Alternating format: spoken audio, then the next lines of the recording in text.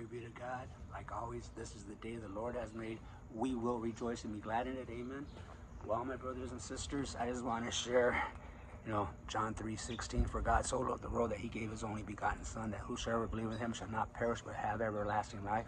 For God sent his Son into this world not to condemn the world, you and me, but that the world through him, us, could be saved through the atonement of his death. Jesus Christ paid the atonement of our sins on that rugged cross of Calvary. He was beaten and tortured, maimed, his flesh ripped from his body, then nailed to that cross.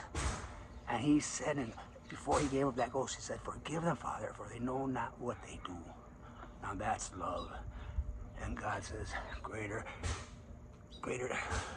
there's no greater thing than if a man give his life for his brother. Amen. So are we willing to give our life for someone that crucifies us, for someone that talks bad about us, for someone that hurts us? That's what Jesus did for us.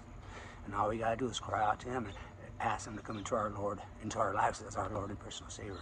Jesus loves you, so do I. Have a blessed day. Call out to Jesus Christ and ask him to come into your life as your Lord and personal Savior. My brothers and sisters, have a blessed day.